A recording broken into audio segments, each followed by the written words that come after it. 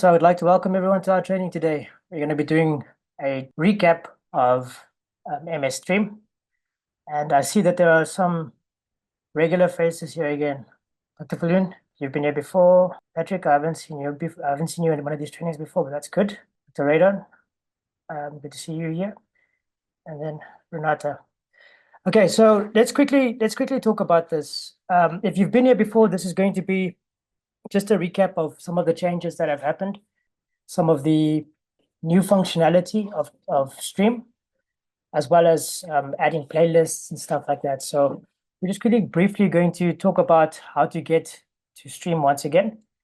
I'm sorry that this might be monotonous to most of the people who have actually been to these trainings before, but yeah, let's see how we can make it exciting and new its own way. Okay. All right. So in the chat, please feel free to interject at any point. Please feel free to ask questions when you want to. If there's something that you don't understand, or if I'm not being clear, or if I'm going too fast.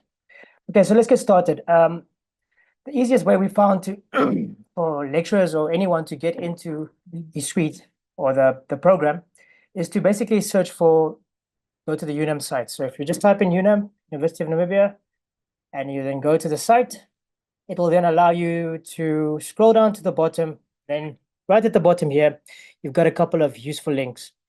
As you can see, you've got links to Moodle LMS, you've got links to the staff webmail, UNAM intranet as well. So what's important here is for the staff webmail. If you click on that, it's going to open up your mailbox. And this is then your direct link to Microsoft 365. So right in the corner, left-hand corner, top left-hand corner, you can see that there is a couple of dots. These are basically 9 dots that are arranged in rows of 3. So if you click on this, you'll be able to see all the apps that are available to you at this point in time. And then what we are looking for is Stream. So if we click on Stream, it will then open up the new interface for Stream. This is how it looks. I'm just going to minimize this so that there's less clutter on my screen. Alphonse, I would just like to introduce you to Mr. Alphonse Kawiki. He's assisting me in this training session, as well as he'll inform me if you guys type anything into the chat so that we can answer those questions as well. So this is the interface for MS Streams. Here, you can basically upload videos. You can start a screen recording. You can record your camera. You can do a video project, as well as create playlists. After some testing this morning and in this week, we've noticed that the video project functionality has not been made available to most of the users at this point in time. And I think it's to do with the licensing that we have available. I will contact Computer Center and find out what is the situation here, because I think that this is going to be very nice in terms of being able to create very coherent videos in terms of adding videos to different videos and editing it seamlessly. So we're going to keep this as a new point. So should this become available to us, we will then make it the training available to you as well. What we are here to do is basically do a recording, learn how to do a recording with Stream. So easiest option would be to screen record. So for most lecturers, they would be recording a PowerPoint presentation where they display the PowerPoint presentation, and then they're going to make a voiceover. Obviously, then the students be guided through the PowerPoint presentation with their voice. Let's go ahead and do that.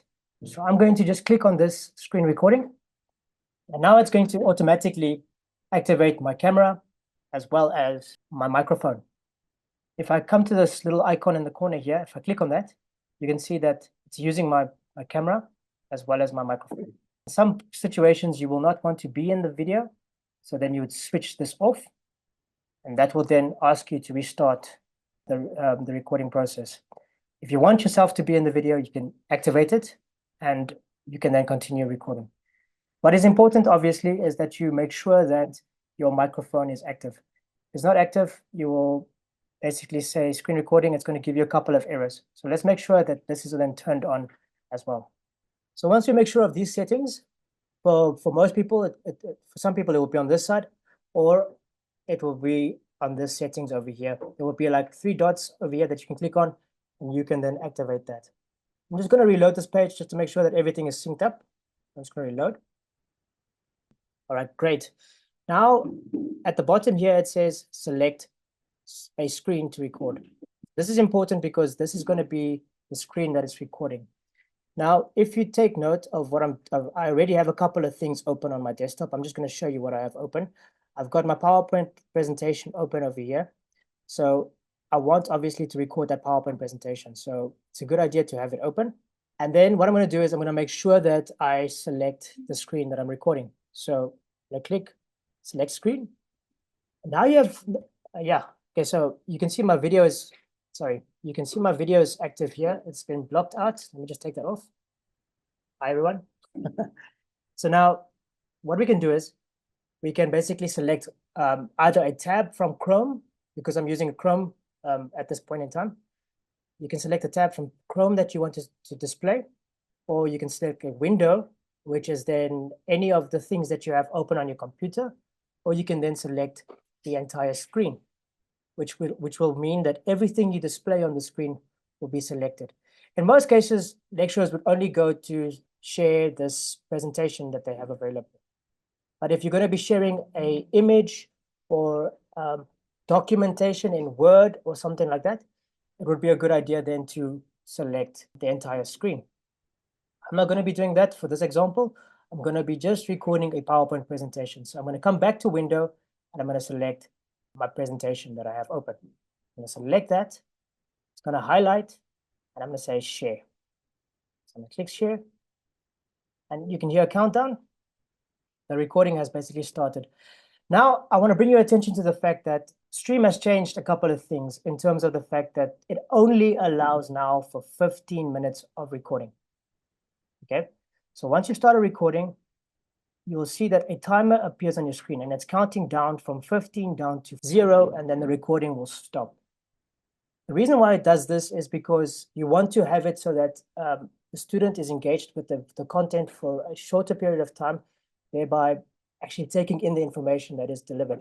So as a lecturer, it would be very important for you to then break up your recording or your sessions into 15-minute chunks to identify topics that you can cover in 15 minutes and then record that and share that with students as well.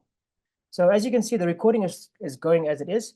I'm going to go back to my presentation because this is what it's recording. And then if you just continue pressing the arrow keys on your keyboard, you can then explain what's happening in your recording.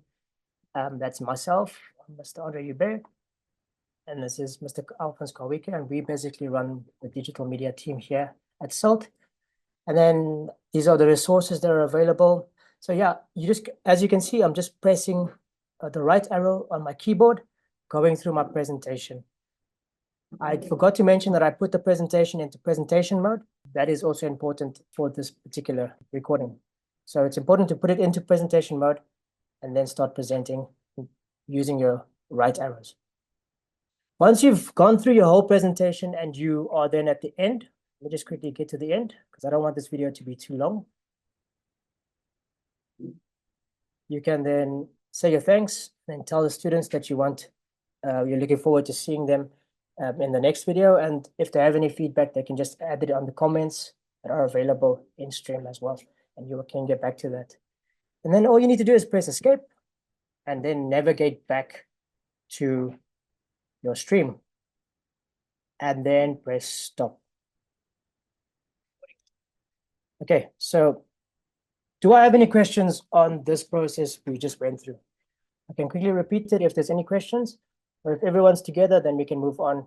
So the floor's open. Is everything clear up until now? Yes, Celeste. Dr. Aaron? I just want to know, no, Celestine is perfect. Okay.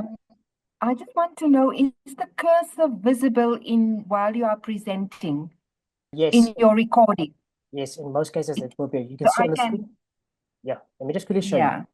Just have a look on my screen. You can see that the cursor is there. If I press play, you can see that it's moving around. Okay. Can you hear that audio? Did you hear the audio? Yeah. Okay, great. Yeah. All right, so you see it's pretty clear. It's great, awesome. Yes, next question. Awesome.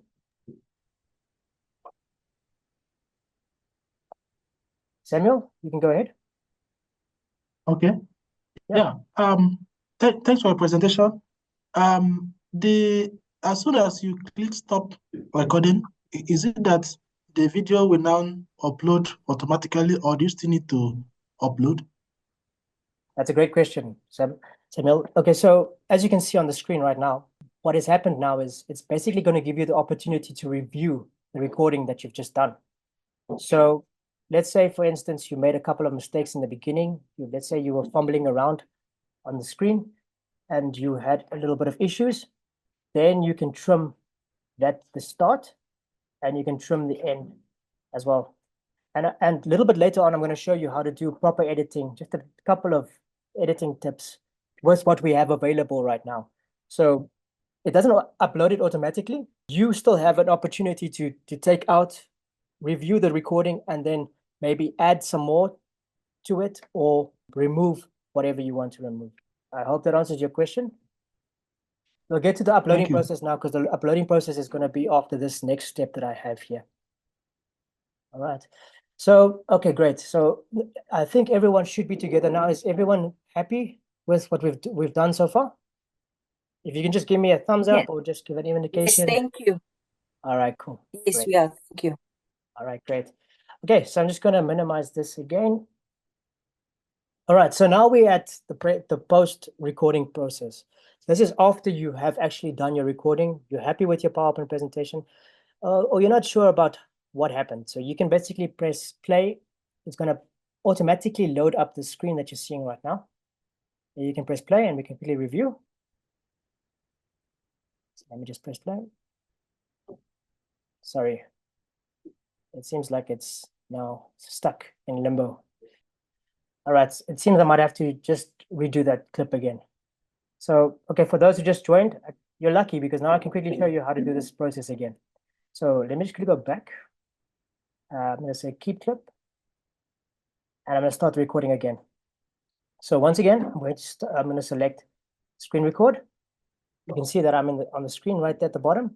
If you don't want to be on the screen, once again, you can select the options to, sorry, there's a lot of clutter on my screen. You can select to switch off the camera. If I switch off the camera, you see I disappear. If I switch on the camera, I will pop back just now. So let me just do that, reload the screen. And then I'm going to start recording again. So I'm just going to go through that recording process very quickly. I don't want to waste too much time on this topic. So I'm going to say select screen. I'm going to go to my PowerPoint presentation, which is this one over here. Let me just quickly make sure that the PowerPoint presentation is at the beginning.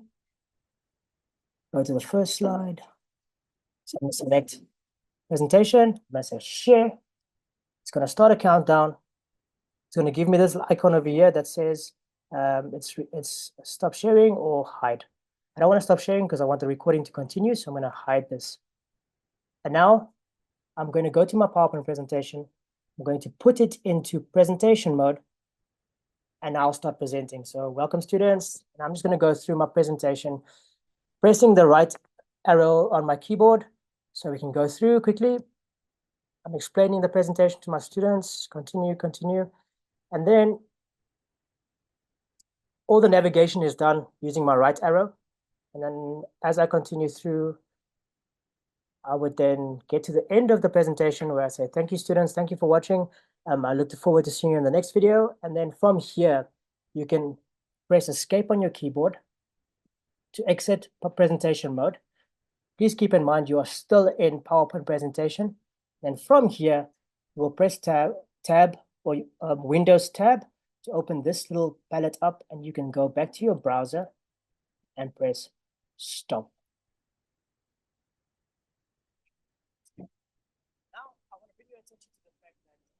I'm just going to pause it quickly and just explain. So as Samuel asked us previously, it doesn't upload automatically. You get access to this little window, which allows you to do some quick edits before you upload the recording. So let's just quickly have a listen.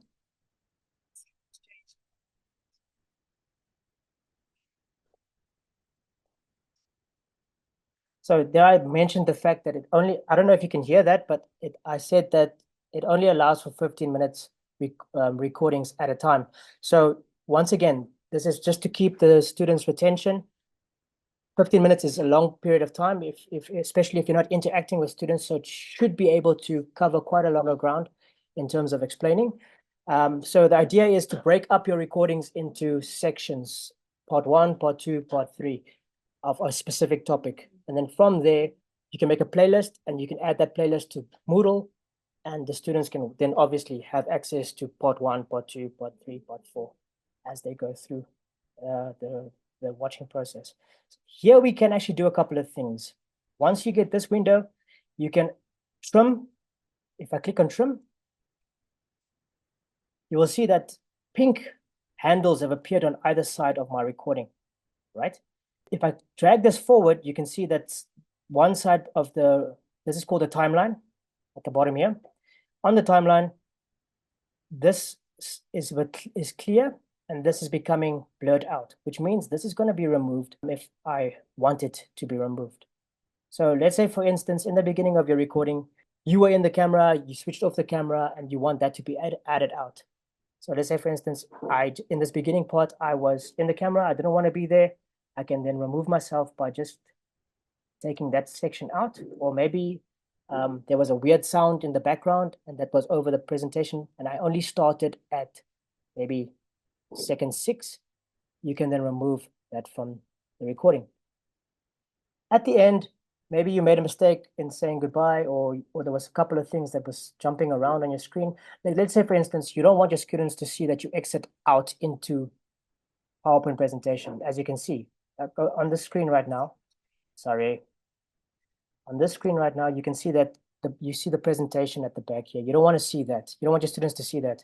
So you can literally come back to where it was the full screen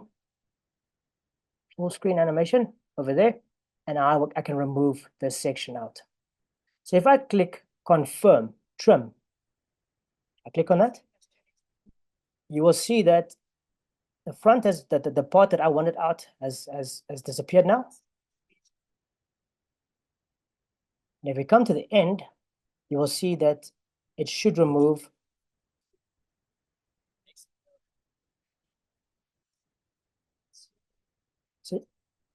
So this is the second recording I did now. This is the one that I quickly did after this one.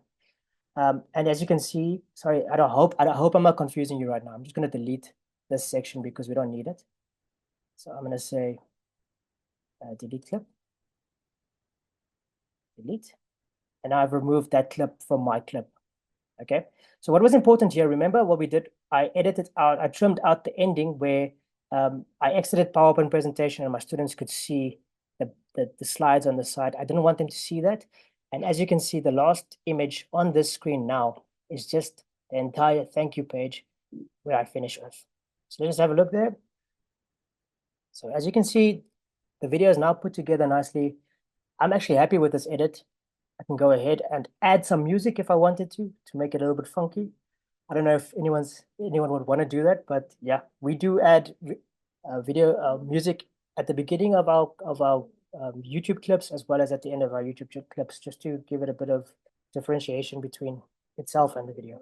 So, or you can continue recording if you want. If you maybe forgot something, like let's say maybe at the end of this presentation, I could just say I forgot to add something.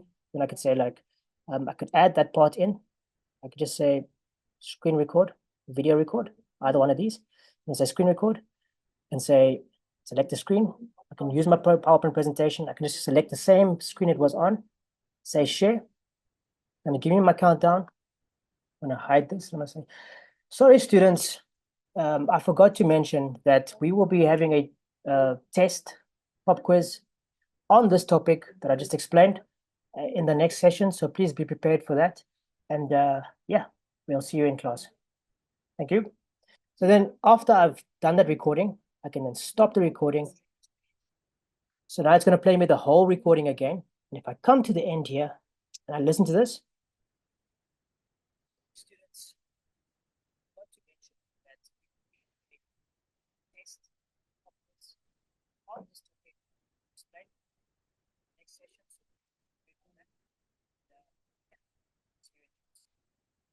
Okay, so I want to end that. So now I can also do the same as I did to the beginning clip. I can actually click on this and trim it as well. Okay, so it was right over there where I say, sorry, students.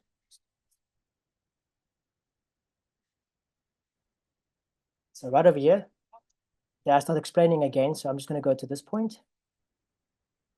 I'll see you in class. I'm going to take the rest out, just like that. I'm going to confirm. So now it's giving me the whole presentation again. And then at the end,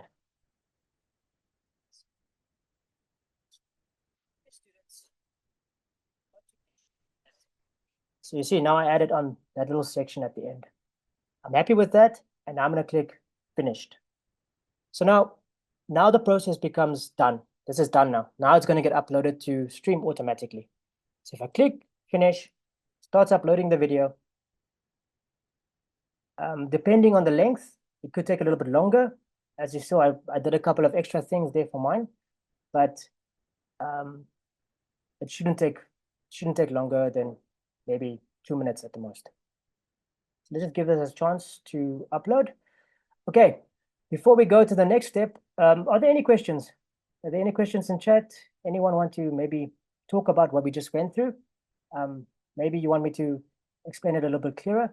Okay, before we go to questions, I also want to bring your attention to the fact that you can also, at this point in time, download this to your computer and have it on your computer available for yourself to share whenever you want. So if I click on this, just there, you will see that my download has started. It downloaded the video, and now it's on my desktop. And I can open this up with Chrome, and we can then watch. So you now have the opportunity to actually download that content that you've just created and keep it on your computer as well. So I just wanted to bring your attention to that fact. Okay, great. Do we have any questions about the process we just went through? May I ask something, please? Yeah, more than welcome. For example, when you start your, now I've got an hour's lesson, but I cut it down into 15 and I say, this is about I'm just using my field, nomenclature of ketones, part 1, and then nomenclature of ketones, part 2, nomenclature of ketones, part 3. Is there a way in which I can like label my videos as such? Yes, there is definitely while I'm recording. There is definitely a way to do that. Okay, let me just give this a chance to upload quickly. What I can perhaps do is I can perhaps quickly go to one of the videos that I've already uploaded in the past. So if I come back to stream, you will see that there are different recordings here that are listed here. So let's say maybe this is part 1 and this was part 2. I just have to keep tabs of what's happening here. So what I can do is I can come down, let's say this is part 1. Okay, let me explain it this way. Once this recording is done, uploading, it uploads and it will automatically be displayed in this screen here. And just to bring everyone together, I am now in the stream interface. So if I just look at my tabs again, if I click on stream, it's going to bring me back to that particular page that I'm at. So once the video is uploaded, it will display right over here. So this will be the latest recording that you've made.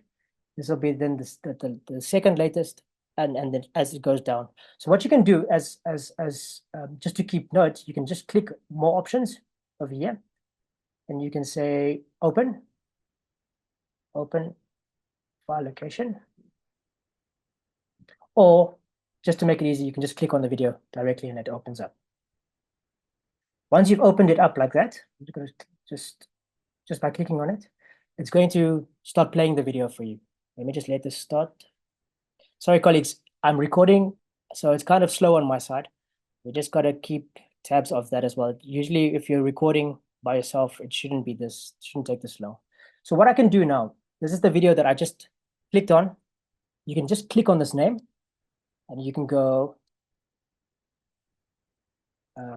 introduction.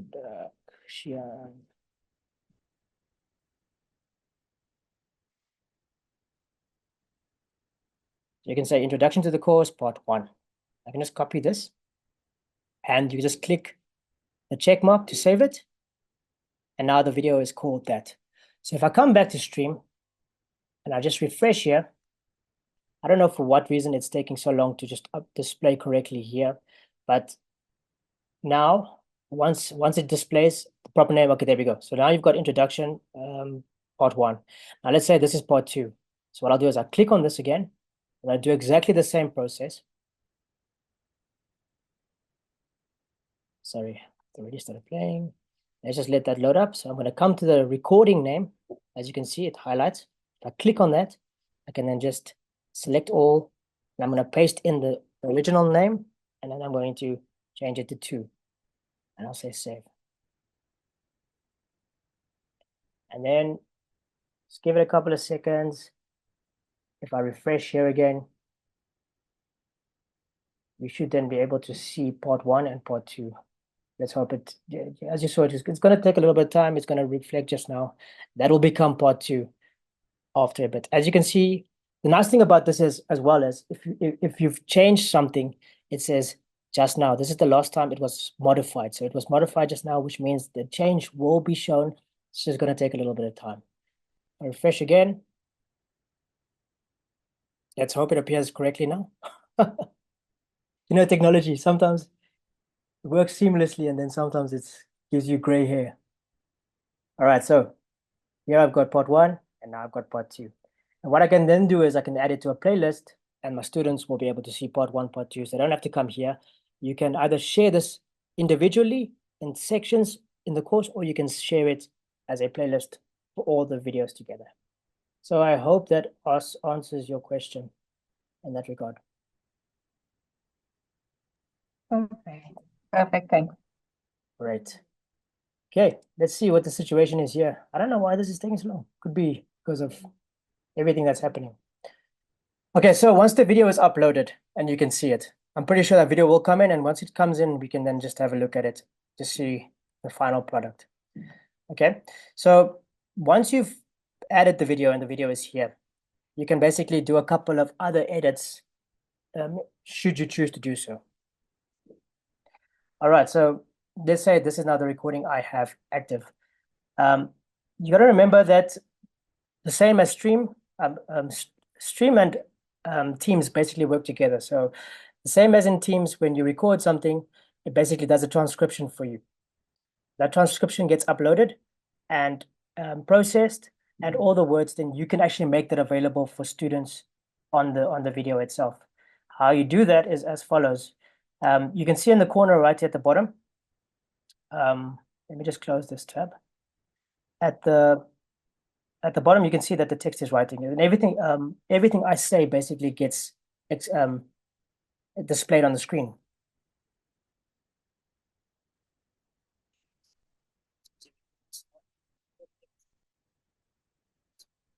Okay, so you can hear my voice. You can if let's say, for instance, you have students with special needs. This would be a good thing for them. So let's say maybe they can't hear. This would be a great way for them to actually be able to still watch your video and see what is being said on the screen. And the way that I do that is by selecting the CC option over here. If I click on that, I can either have it on, or I can add it myself. So if you click on the CC, it will allow this dictation or notation to be displayed on the screen. You can also edit this transcript.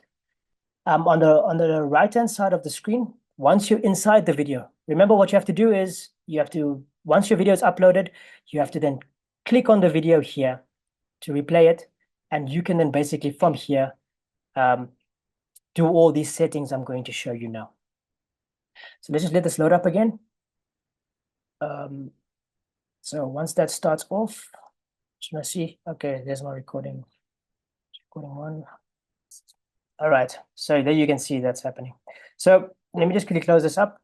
Remember what I said, as soon as if you're speaking, it's going to record your transcription as well. So if I want to switch it on, I come to the CC over here, click on that, and then I click English, and if I press play, it'll be available. So now it's all good and well. You can see the transcription is running. How do I edit that? On the right-hand side, you will see transcription. And let's say, for instance, maybe it didn't capture correctly, or it didn't I said something and it recorded something else in the transcription. Let's say, for instance, is it supposed to be JPEG instead of PDF? You can then go through your whole transcription, making sure that all the words are actually correct and everything is correct in place. And let's say, for instance, for this particular example, I said JPEG instead of saying PDF. I can then come to the section, I can click on edit, just like that. I can remove that PDF and I can say .jpg, for example, and then I click done. Now it's going to, if I refresh the page, it's going to show. I don't want to refresh the page because it's going to take too long. And I already feel like we're waiting more than we're doing anything. So this PDF will then change to JPEG as soon as I do the refresh. So you are able to then basically go through this and edit it as well. Should you want to maybe upload this to YouTube or something, you can then also feel free to download the transcript as well directly from here. So, and the nice thing is you can just click download, or you can change the document type that you need for whichever platform you're using as well. Let's talk about the trim again. Let's go back to trim. So remember in the other video, I trimmed the beginning. So I'm just going to do that quickly. I trimmed the beginning and then I trimmed the end of the recording. Now I'm going to say accept. And I'm going to confirm. So now the video will start at this point. I press play. We'll start right there, and it's going to play all the way through to that particular point. So now let's say, for instance, you made a mistake in the middle of this recording. Maybe you made a mistake at about this point in time. And there's a whole section to about 18 that you want to remove, which you were not happy with. You can then just come here to New Cut. If I click on New Cut, it'll then automatically add in the cut at 15 seconds as well as 19 seconds. And you can literally make this longer or shorter as you wish. So let's say I think I'm going to take it to 18. And this then obviously starts at 15. And you can also, if you don't want to move it around on the playhead, you can then move it around by just clicking these little arrows up and down to take it to the place where you want. If you're happy with the edit, you click done, confirm, and now that section is gone. So let's quickly have a look what happens. If the video is playing and you get to that point, let's click it here. As you can see, that part has been cut out and it's gone now. All right, so once again, if you've done the trim at that screen, that once you've uploaded, you should be able to see that this is gone in the beginning and this is gone in the end, and you can do further additional trims should you want to. If I want to continue trimming the video, I can then add another cut at that point, or I can bring the cursor here, just click there, and I can then add another cut as well. Let me just quickly come back to this point where I was, right there. This clip, accept it, and let's say maybe over here, I'm going to add another one, take that away, I'm going to accept it as well. So now there's a couple of edits. This thing is going to jump around like crazy. So if it's going to play, it's going to just quickly hear what it sounds like.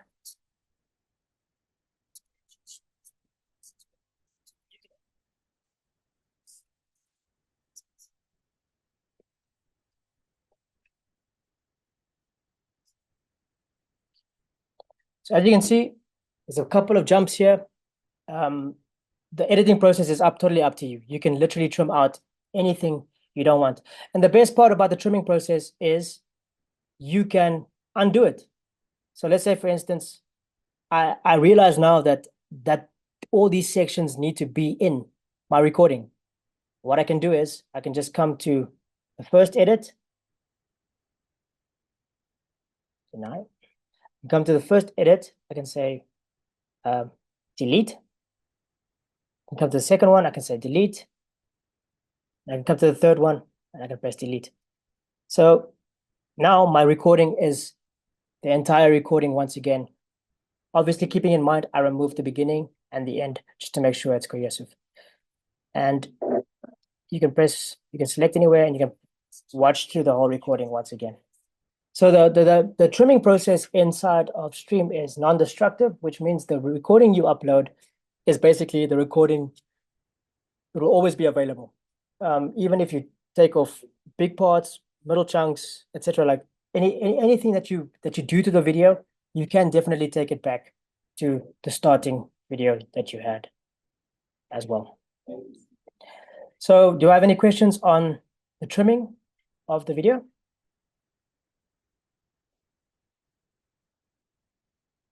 Can everyone still hear me? Can I just get an indication that everyone is still alive and here?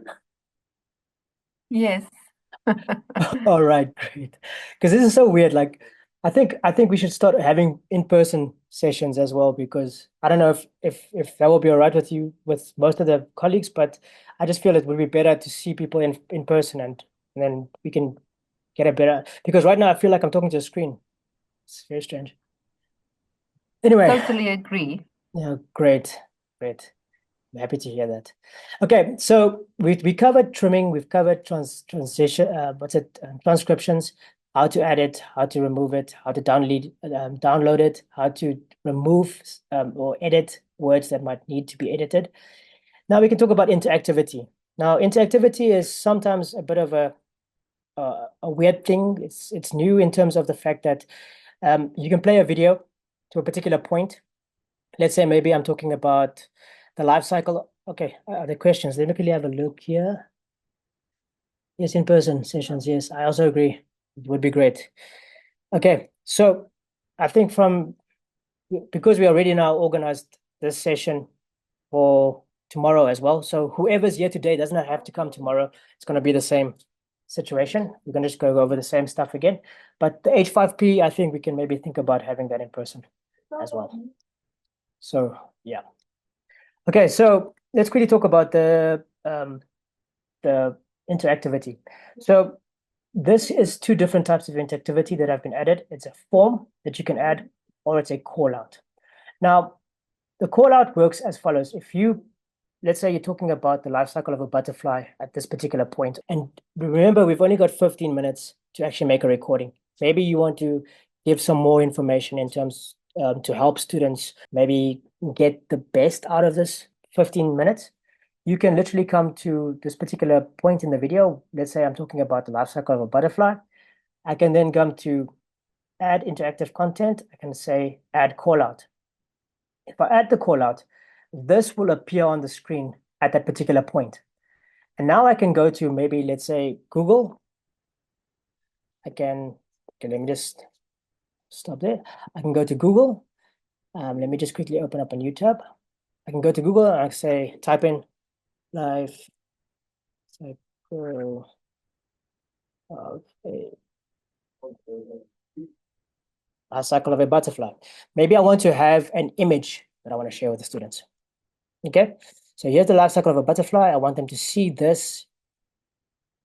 This is a little bit more information. Let me just quickly go to this page. You don't have to download it or anything like that. Let me also try this one. Just go visit. So what we want to do, we want them to see this image, or we just want to bring them to this page so they can actually go through this whole little process here by themselves. Because in my video, I'm not covering this. So what I can do is I can copy this link and come back to my recording, which is here.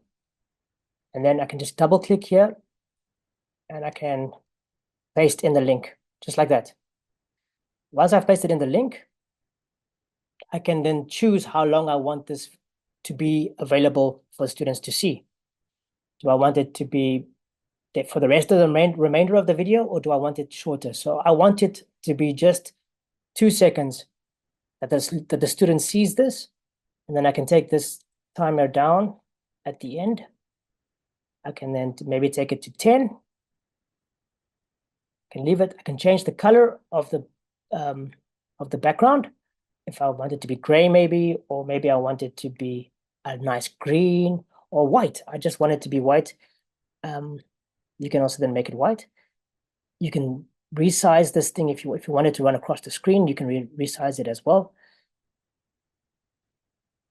to about there. And then you can add any other type of information that you want here in terms of like maybe another searchable item. I think for now, this is fine. If I'm happy with that, I can then click save. So now it's going to add the interactive element into the video. So now, once again, we're going to start from maybe here. I'm going to press play. So now this displays on the screen. Yeah, that was a bit short, but I just want to give you an idea of what you can do. So if this plays, it gives them the link. And if they click on the link, it can then take them to the page that you added, and the student can then see this whole description here. They can check this out. They can read through it. They can maybe even save it to their computer. They go back to the recording, press play, and they can continue with that. So that is a little bit of interactive content that you can add. This is true for any other type of resource you want to add. You can, if you want to maybe add, let's say we go to this particular point in time, and here you're talking about something else. Let's say, okay, now I'm just going to jump around. I'm going to talk about graphic design now. If you at this point and you want to share a video on a particular topic you're talking about, you can add another activity. Let me just close here. I can come to interactive activity, and I can add another one right here. And then I can go to YouTube. I can get the video. Let's say maybe this particular video was about the topic I'm explaining inside the PowerPoint presentation. I can select that. Let me just pause this.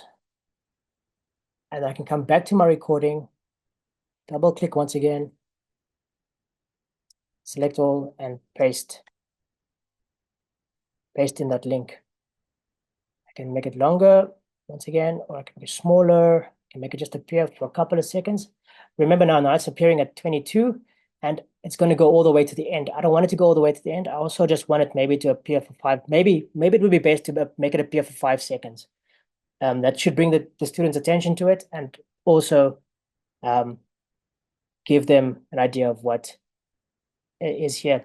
So I can maybe bring that down. Sorry, let me just make sure that number is 25. I can change this to 25, which means I can actually move that one forward to 20.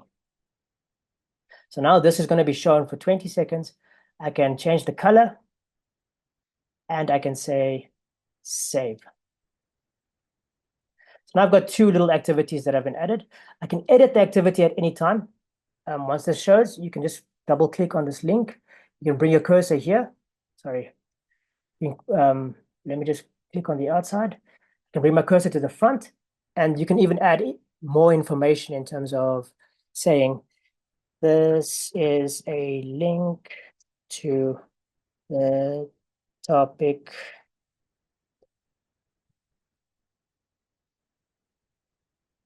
This is a link to the topic discussed below. So you can add that information in, which gives the student an indication to what this link actually is, and then you can save that. So let me just quickly show you what this is going to look like if we in practice. So if the student is watching the video from the beginning, this will then display on the screen. Just you can select on that, and it will take him to that page. Once again, I should maybe make this a little bit longer. So let me just come back here. I'm going to edit this. We want it from 8. 8 plus 2 is 10, plus 3 is 13. So we're going to do that. Quick maths. I'm going to save that quickly. So now it's going to display a little bit longer. Let's just quickly see what happens.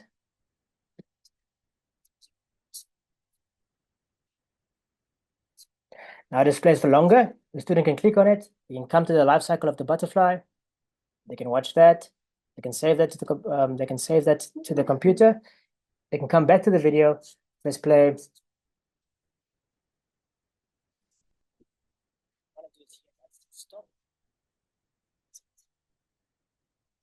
That one will display now.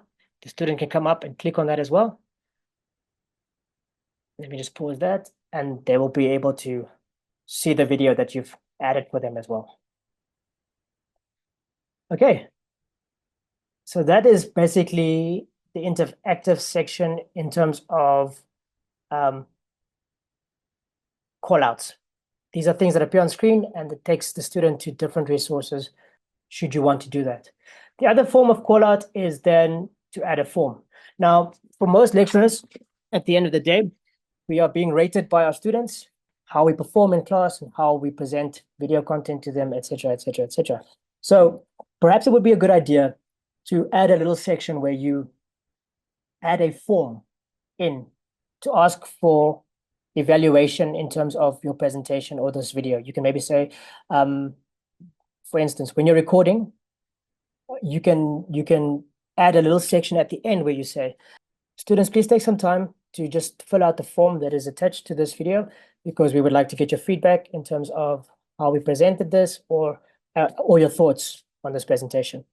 And once you've recorded that, you can then come to the end of that recording. You can, at that particular point, add the form in, the evaluation form in. Let me just show you what it would look like. I don't have any forms set up right now. Or actually I have my form that I'm going to be sharing with you soon. I have that available. So maybe what I can do is I can just copy the link that I have available for that, and I can add it in here. So this is then the form that my students will rate this video on, and I will click save. So now, okay, continue to content.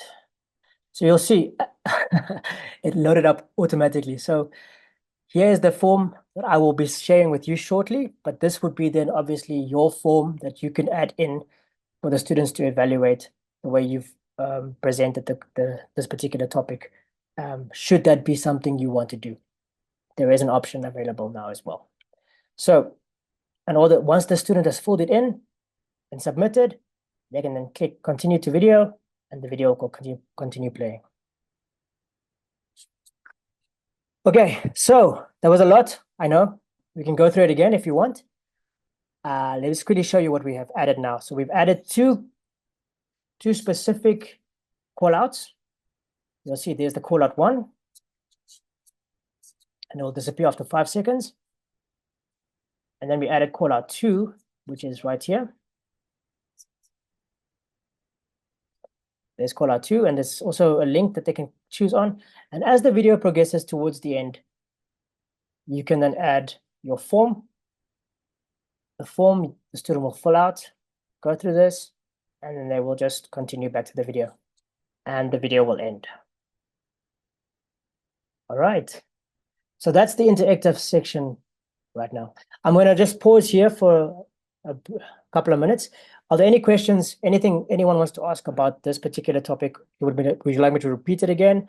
The floor is open. Anyone can say anything, ask. You can type in if you don't want to say anything, you can type in the chat. Can I ask? Can I Yes. go ahead? Go ahead. Yeah. For example, this interactive callouts that you are adding and the forms, Yes. are these forms available to us, or do we have to create them? Where do we create them? And then when the students have done it, how do we access their evaluation of us? Can we save these?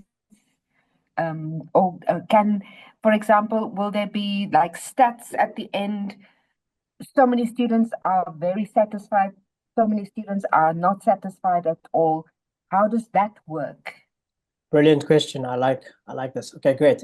So once again, we have the 365 suite. So let me just quickly come back to stream. I'm going to click on stream, and then we're going to come to our little icons over here. If I click on this, you will see all of these things that are available to you.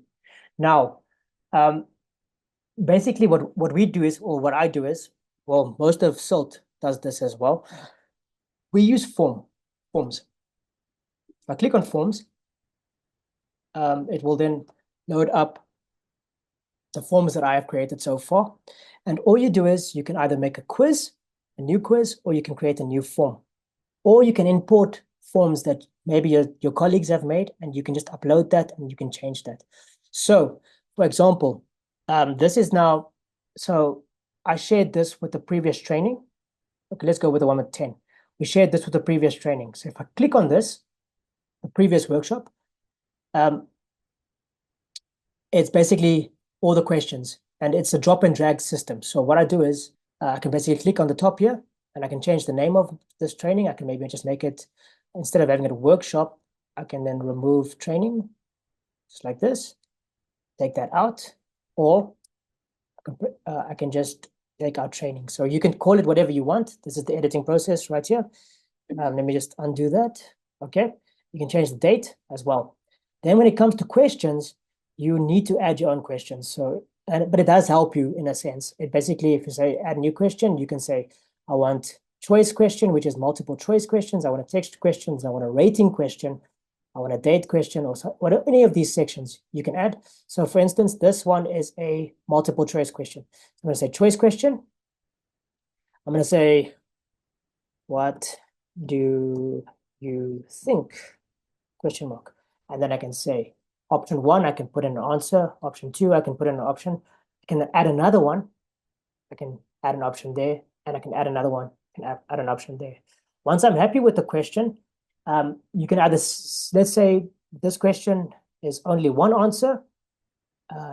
If they select A, that is the only answer that they can use.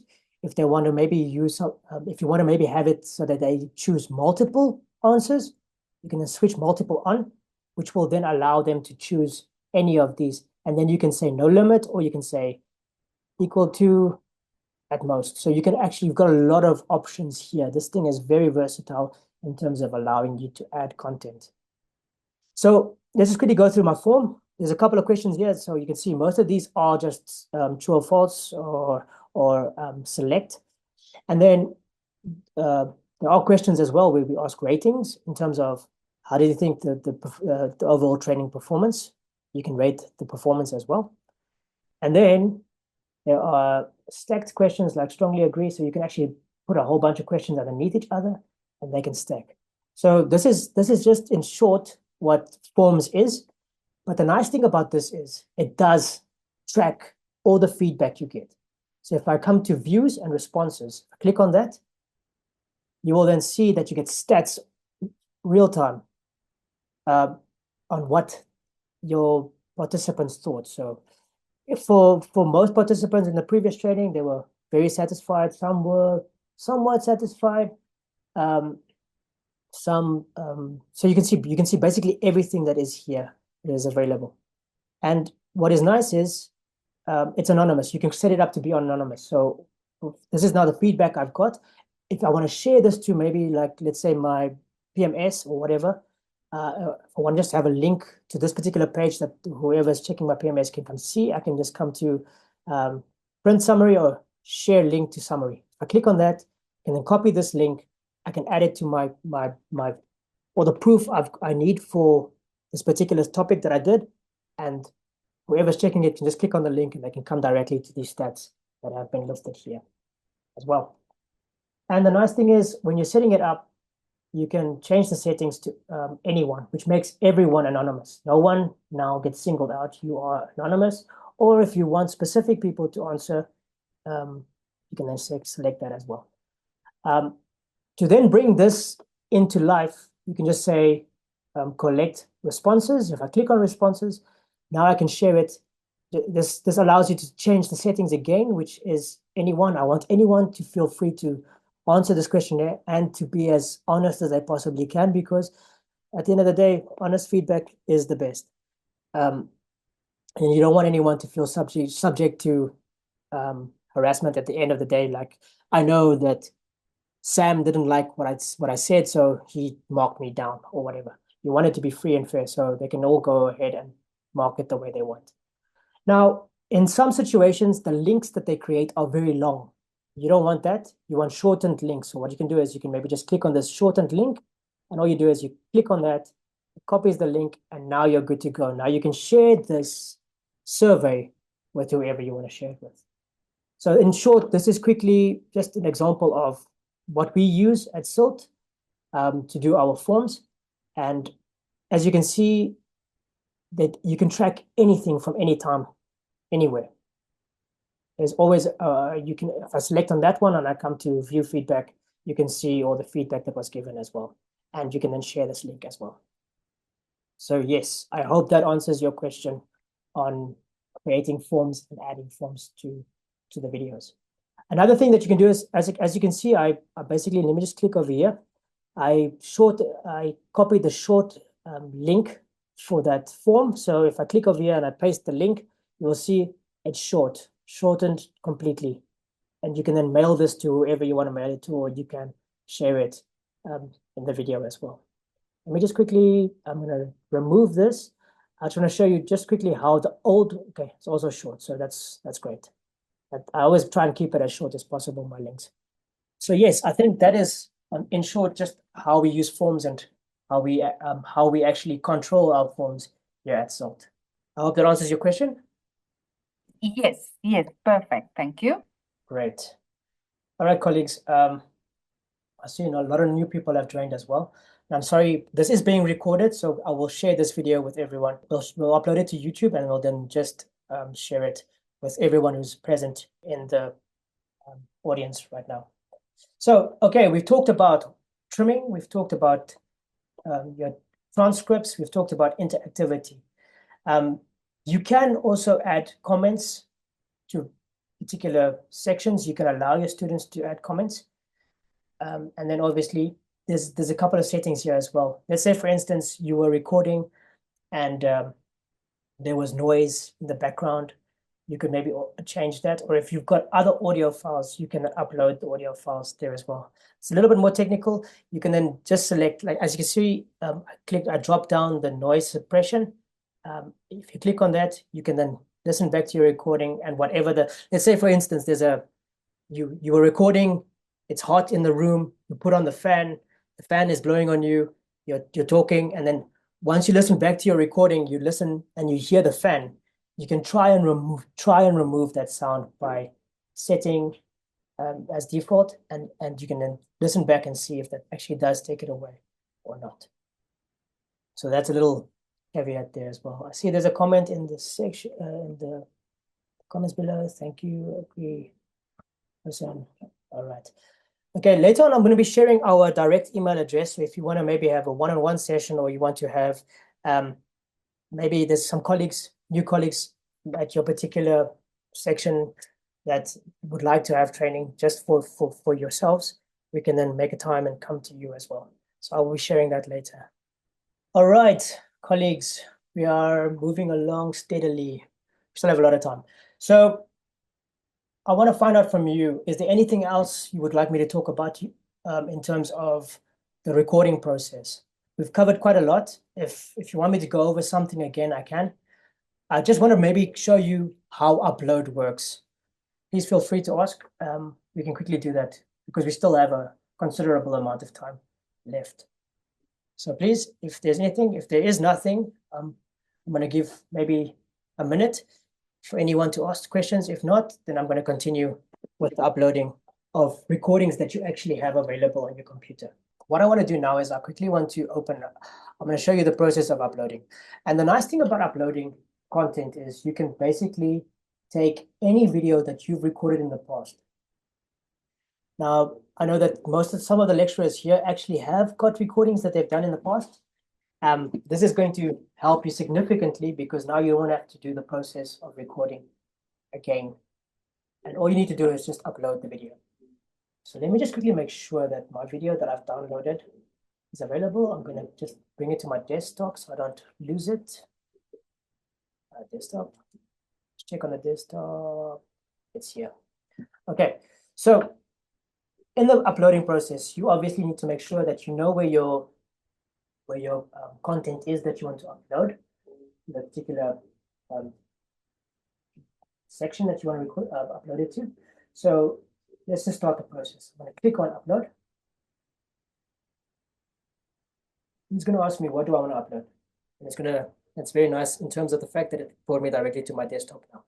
So now I need to just upload the video that I downloaded. Please keep in mind that this video is actually in the format of a web. It's called web movie. And this is very nice in terms of, like, let's say you don't have a player on your computer. You don't have any of these fancy things like AVG. If you don't have any of those, this thing, if you double click on it, it will open up in a browser and you can start watching the video. in a browser. So that is very nice. So even if you share this video with your students just directly like this, they can double click on it, it'll open up the browser and it will start playing the video, which is very nice. So I want to come back to my upload. I'm going to click upload again. I'm going to navigate to where I have my video. And just make sure that name, once again, video 2-5. Video 2-5. Here's my video. So I click on this video, let's say upload or open. It's going to ask for where to upload it to, and it's usually a good idea to upload it to your OneDrive. You can change the location. Let's say you want to maybe have a particular folder in which you keep it. You can then add that as well. So as you can see on my OneDrive, so I can then select my files, can upload it to my PMS or wherever I want to upload it to, and share it like that. I don't want to do that. I'm just going to upload it directly to OneDrive. I'm going to say upload. It's going to take a couple of minutes. In the corner at the bottom here, you can see it's 5 megabytes. I'm just going to let this then upload and complete the process. All right, so colleagues, as you can see, the video has been uploaded now. At the bottom here, it's got the name that when I downloaded it, this is the name that it came with. Obviously, we don't want this name to be displayed because this needs to be clear to the students that this is a specific topic. So I'm just going to say this is the introduction. It's introduction. And all I do is I click save. Then it's available now as that. And that's how it's going to display in the playlist as well. So we can then go ahead and do any alterations we want here. Like we did, we can trim the video. We've discussed that. If you want me to quickly go over it again, we can quickly do that. If not, we can then continue. Anyone going once, going twice? Okay, then you talk about interactivity. This is adding form or adding callouts. Those can also then be added to supplement content inside your recording. The comments is something that you as a lecturer can then decide to add. If you want them to be able to make comments, you can then just say maybe from your side, what did you think of the video? And you can then, okay, let's do it.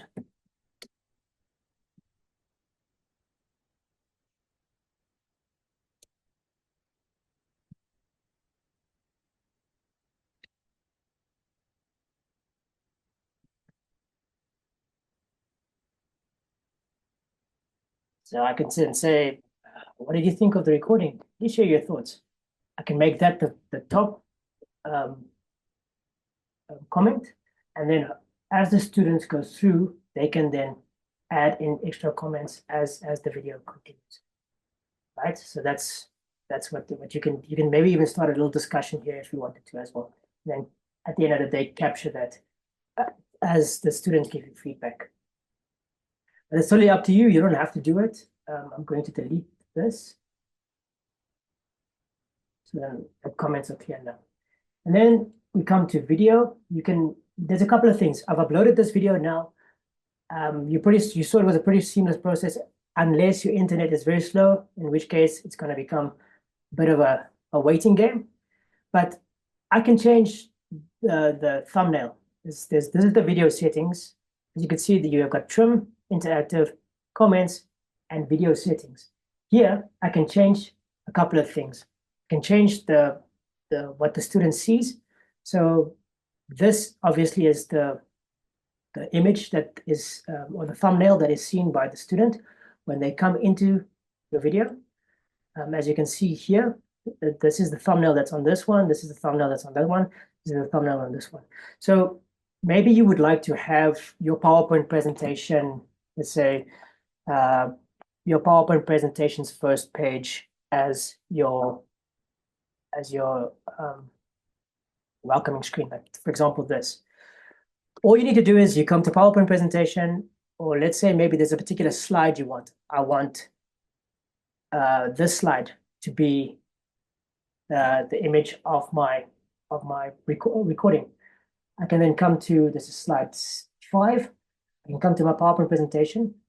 what you need to do is you can say export,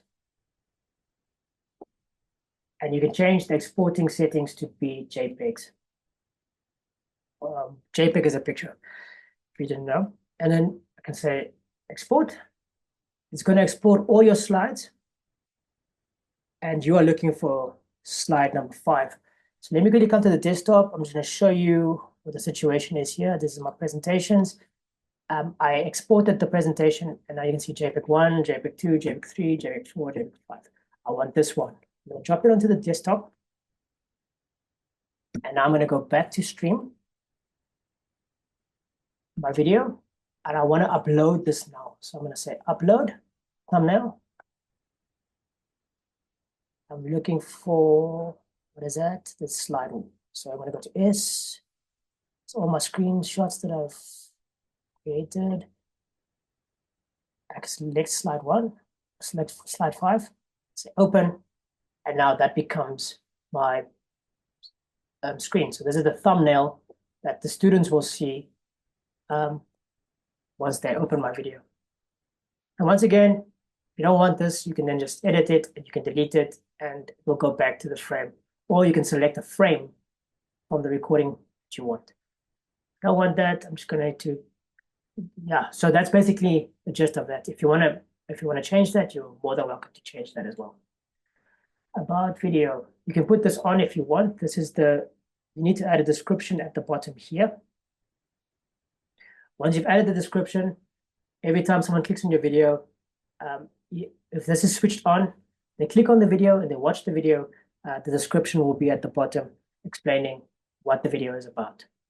So that's an option as well. And you've got transcriptions. You got to remember now, this is uploaded. This is something I uploaded. So there's obviously is no transcription for this video unless I ask it to generate. It's busy. What it does in the background, and that's also sometimes why things take so long. It's basically listening to the entire video in the background, and it's generating what I said in the recording to make a transcription available for you. So just keep that in mind. It's going to take some time, but once it's done, you can then download that transcription and edit it to should it not be correct or whatever. And then also then you can activate the CC option, which will then allow, it's not available right now because there's no transcription, but once this transcription is done, you will be able to select English, and obviously then it will display on the screen the English words that you are using. So this is great for, like I said in the beginning of this presentation, this is great for students that can't hear or any students that may have hearing disabilities at all. We'll come back to this particular section because I would like to see what it actually does to the transcription for this uploaded video. Okay, then chapters. You can break this video up into chapters. I switch it on. I can ask it to generate the chapters. And it also uses the transcriptions to then break up that video. And then you can add the interactive and all this other extra stuff in the way that you want. Interactive needs to be switched on here to be able to make the call out cards work. So once you've uploaded the video or once you've recorded the video, you first come to your video settings, make sure that this is active in the case that you want to use those call out cards or forms, make sure it's active and that this isn't turned on. Because if it's off, it will not display at all. It will actually disappear. You can see the interactivity disappears totally from the options that you have available. So this is important as well. And then comments, if you want them to be able to make comments, this is also added here. And then if you want reactions, okay, at the bottom of the screen, you can see there's a couple of things here that they can add. You don't want those available there. I can switch it off and those are gone. So the students won't add any of that. It's always a good idea to have this available so you can see, hey, at least one of them liked the video. So yeah, that's also some nice stuff that are available. As I explained previously, you can then turn on, should there be a fan blowing in the background and you can hear it through the recording, you can switch this on. Noise suppression, which might actually remove the noise from the recording. and an audio. If you have other audio files, you can upload it, and you can then sync it with this recording. Okay, so that's a overview of the video settings that are available to you. The last thing we're going to cover now is analytics. So analytics is basically how many times the video has been viewed, if there's interactive content available, how many of the students actually went to the sites that you put into the video, actually activated the call out cards, and actually filled out the form that is on screen. So this will then display that should there be any of that content available in this video. And then obviously this will show how many people watched it, and most importantly, how long they watched it. So that once this video has actually been watched by someone, you can see that this person stayed for maybe 2 hours, the full 15 minutes, or they only went to 7 minutes, and then you can maybe see why they didn't finish the video. So those options are available as well.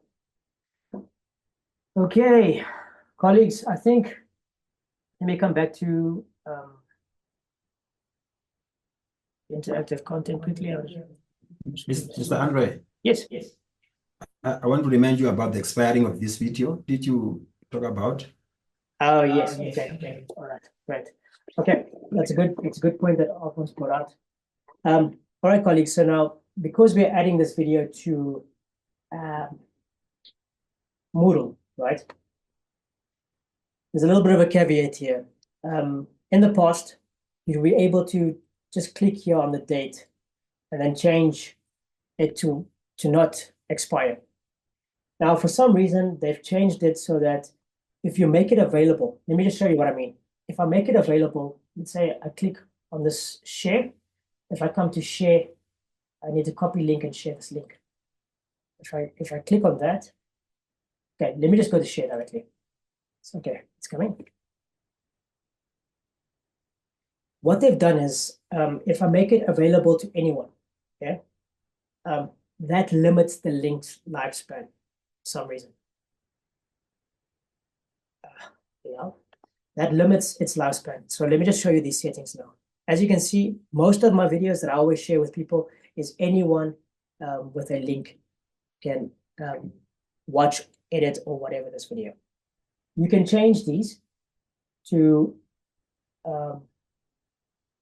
can view if you don't want them to edit your video, or you can change it to can't download. But obviously you want your students to be able to download your videos as well as view the videos. So you set it to anyone with a link, and then expiry date is here. If I click on expiry date, it only allows me to go up until May, which is not what you want. You want it to be longer. But unfortunately, now we can't change it. If it's anyone with a link, you need to take the latest it is available, which is the 6th of May. And you need to keep that in mind. Maybe when your students start complaining that, yeah, the videos aren't playing, then that should be a note for yourself. Okay, the link has expired. I need to relink that video to the course. But now this is where it becomes difficult, because people at UNAM, if I select people at UNAM, the expiry date is basically removed. So I don't have to enter anything. This thing will be available for as long as possible. But this restricts it to people at UNAM. So, for instance, if I share this with my colleague Alphonse using this method, I share the link and I send it to him, he'll be able to watch this video next year even. The problem comes in with the logging in, because now if the student clicks on this link, they're going to have to sign into MS Streams and then watch the video. Whereas if they just click on the link here, on anyone with a link, they can click on that link and watch that video. But the timeline has changed now for this link to be available. So you only have until May the 6th, 2025 for the students to access this video. And then the link has to be updated again. So this is the catch. You need to try and see which way you want to weigh it out. if you want to go with anyone at UNAM, you're going to get students, people at UNAM, you're going to get students coming back to you saying they can't access the video because they need to sign in, and they don't have rights. So maybe you shouldn't go that route. I would recommend you go with anyone with the link, and then from here, just keep tabs on the expiry date. And then when the students come back to you and say, listen, the video has stopped, it's not working, you should know that the link has probably expired and you need to update the link. And all I do is I apply that, and I can then copy this link and then share it to Moodle. Okay. I hope that was clear for everyone to understand. I hope everyone gets the gist. We want our students to have access to these things, but we also don't want them to have to log in to be able to watch the video. They've already logged in once to Moodle to access the video, and now then to log in again once they've clicked on the link, it's going to be a problem. Okay, do we have any comments on this we just gone through? If not, I'm going to go to the final part. This is now adding content to Moodle. All right, so as I explained previously, you can see that there's a little pink button here. And this is important because here you can click. If I click on this, it allows you to share different things. I need to copy the link for this. So I'm going to click copy link. It's going to give me a notification that the link has been copied. And I'm going to close up here. Now I'm going to go to Moodle. I'm going to go to my course. Click on my course here. I've got my course just available. And now I'm going to add this particular recording to Moodle. How do I do this? So now I need to turn editing on. Right at the you can see right on the right-hand side of the screen, it says edit mode. It's off right now. If I click on it, it's going to open it up. Now I just want to bring your attention to some of the changes that have happened in Moodle. You can only add an activity at the bottom of a resource, of a section. For instance, in the past, you'd have been able to do exactly this, and you could have added it in the bottom here, and you can add it there as well. So if you just move up, you can select plus, you can add an activity there. And now to add a section, you have to scroll to the bottom and add a section here. So as you can see, I've already added a section to this course called videos. And all I need to do is I just select it here and I can drag it up to anywhere I want to take it. And I would advise you to maybe do the same, unless you want to add your videos in specific sections. You could just create a video section, put it above your units or below all the units. And then you can add your videos to this here. I'm going to add that video that I just copied. So what I need to do now is you create your section. In your section, you will then add an activity. Click add an activity. I'm going to go to resources because I'm going to be adding a URL resource. Click this. And then I'm going to name this video 1, maybe a dash, introduction. And remember, let me just show you again. I come to share, click on share, I copy the link, it says it's copied, and then I go back to Moodle and I paste this link in. Once I'm happy with that, I can come to save and display. All right, now you can see the video has been added. Let me just quickly go back to videos. Let me go back to the course. So now if we come down to video section, you can see that there are 2 things added here. It's course playlist, and this is video introduction, video 1 introduction. This is the video I just added. If the student clicks on this, click on it, it's going to load up the link.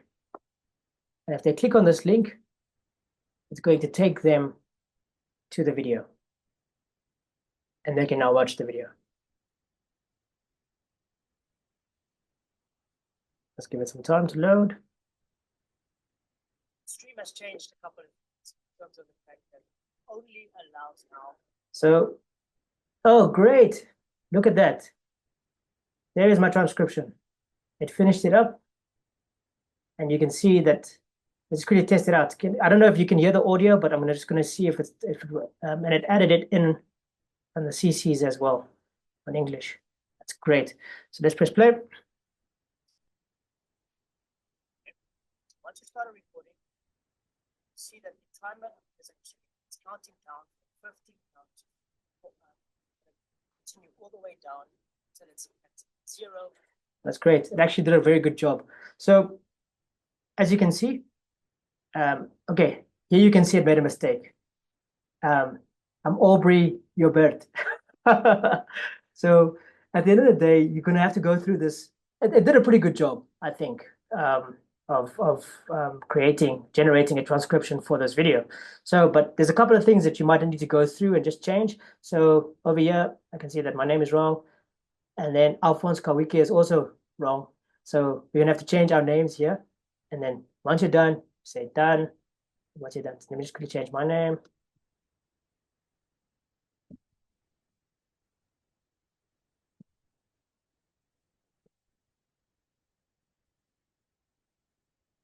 This is Mr. Alphonse.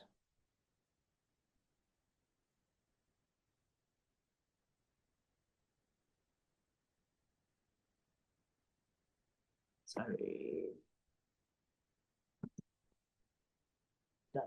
Okay, so yeah, the transcript is great, and then I can sync it to the video, and now basically all of this should be fine. So you might have to go through if you're going to upload a video to stream, you might have to go through the transcript just to make sure that everything here is actually kosher and that everything is the way it should be. So that was the generated transcription that it made. Great, I'm happy that's there. And now the student can watch the video once again. So that was adding the video to Moodle. Now, as you can see as well, I've also got, sorry, let me quickly go to that course again. I've got a different, there's another section there called playlist. And what I did was I actually created a playlist in Stream, and I added it prior to this session to my course. And I did it exactly the same way as I did that that video. I basically just copied, I went to share let me just take you through the process. I think that's going to be the best. So in Stream, what you can do is you can come to playlists. If you click on playlists, it will allow you to just quickly create a playlist. So you can name it either, I don't know, Mathematics 101, depending on whichever course you do. So let's say this is now English for academic purposes, for lack of a better name.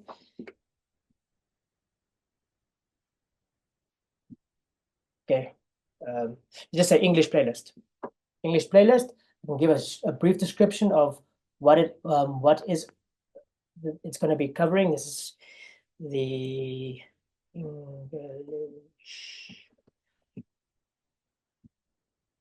English language, and you just save it to my list. So create the playlist, and this thing gets added to all the playlists that are here. So how do I access my playlists? You just come to Stream and you click on playlists, and it's going to open up this tab here. Now I need to add content to my playlist. So you're going to come to the top here and you're going to say add items. Click add items, and it's going to open up all the recordings. Well, it's actually going to open up your entire folder. This is now the folder on, forget the name. This is the folder on OneDrive. So it's going to open up your OneDrive, and you can just scroll down and search for what you would like to add. As you can see at the bottom, I've got a bunch of recordings. So I can come here and then I can maybe say, okay, this video, this video, this video, this video, and this video. All of these need to be in this particular playlist. So I can say select videos, and it's going to add these videos to my playlist. All right, I'm happy with my playlist. Now I want to share this playlist to Moodle so that once my students click on the link, they come to the video 1, video 2, video 3, video 4, video 5, part 1, part 2, part 3, part 4, part 5. Everything is listed there. This is just an example now. So I want to share this. I'm going to come to share.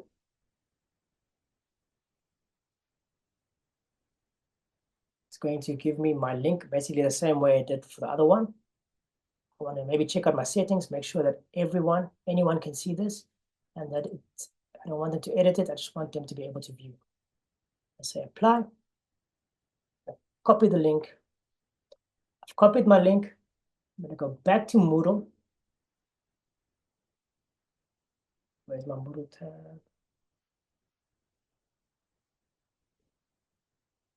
Yeah, let me just go back to Moodle. So I'm back in Moodle. I want to add an activity. Click on that. I come to resources, URL. This is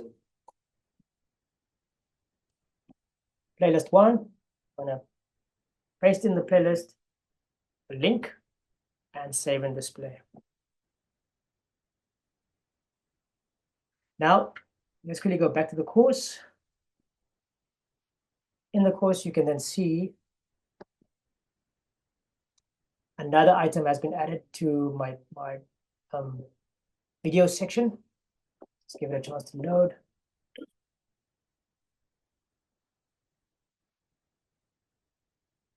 Which is playlist 1. And if I click on playlist 1, it's going to give me the link. And if my students click on the link, they will then be taken to the playlist I've set up for them. And they can decide which video they want to watch. Now they'll start from the beginning, part 1, or they can skip all the way through to part 5 and watch that video. So that's also in brief how playlists work. You can create these playlists, you can create, you can even make this, let's say English, I can change this and to say maybe your first topic is topic 1, and change this to topic 1, life cycle.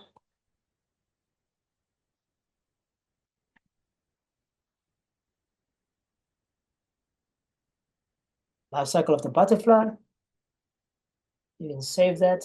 And then this could be part 1, part 2, part 3, part 4, part 5. And that's a set playlist for the life cycle of the butterfly. So once again, you've got quite a number of options at your disposal. You can either create an entire playlist for your course, or you can just create a playlist for a specific topic and have all the parts of that particular videos addressing the topic in one playlist. Okay, yeah, it's quite a bit to take in today, guys. Colleagues, do I have any questions? Is there anything that anyone's not clear of, anything I didn't explain correctly, anything you would like me to maybe repeat? And now would be the time to ask.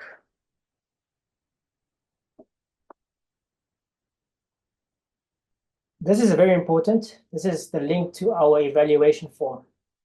We really appreciate it that you evaluate the training, because this can help us to improve. And as we all know, we are all working on the performance management system right now. So this also is needed in terms of feedback in that regard. Another thing I'm going to add here is our website, the CILT website, which has a bunch of resources available for you to then peruse at your own discretion. I also want to bring your attention. Okay, I'm actually going to take you to the website quickly. You come to our website. This is the CILT website. You come here and you're looking for e-learning support. we offer recordings at our studio as well as graphic services as well. Both of these are short descriptions here on how to go about booking sessions. We use the Setmore at UNAM. It's a Setmore app. This is a booking app. So you can then go ahead and book. You don't have to log in. You can just cancel that option once you've setting up your submission to actually record at the studio. And then from there, it will send you a notification. So this option is available as well as the graphic design. We also offer anything to do with your courses. Should you need diagrams created, illustrations created, infographics created, anything that you need created for your course, we can assist you with. You're more than welcome to reach out to us on that particular email, digitalmedia@unet.na. So please feel free to do that. So yeah, and it's not only that that's available. We've got learning design support. We've got blended learning support. There's a bunch of stuff here that lecturers can use, but not only lecturers, students as well. There's also a lot of information that students can use here as well. Let's come back.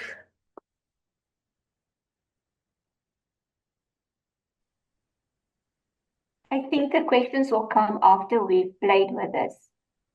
All right. All right. Okay. All right. Once again, let me quickly go to the chat. Just make sure that everything is there. In the chat, I don't know if everyone can see these links, but I'm just going to share them again. The first link is a link to our evaluation form. We would really appreciate it that you perhaps fill out this evaluation form, because this helps us to take note of anything that you might have struggled with. If our performance wasn't well, if maybe you want us to have one-on-one sessions or in-person sessions, you can add that in there. So this evaluation form, I would really appreciate if each of you could just take 2 minutes just to fill that out for us, just to give us some feedback on our training sessions. And then the second is a link to our YouTube page, our website, which I also showed in this recording.